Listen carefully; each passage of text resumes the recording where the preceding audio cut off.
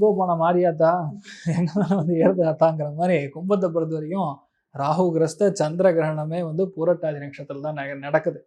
அதனால கும்பத்தை பொறுத்த வரைக்கும் டேஞ்சர் தான். என்ன டேஞ்சர்? இவ்வளோ நாள் நம்ம பண்ணக்கூடிய விஷயங்கள் மற்றவங்களுக்கு பிடிக்காம இருக்கிறதுனால நம்மளுடைய சுச்சுவேஷன் சரியில்லை.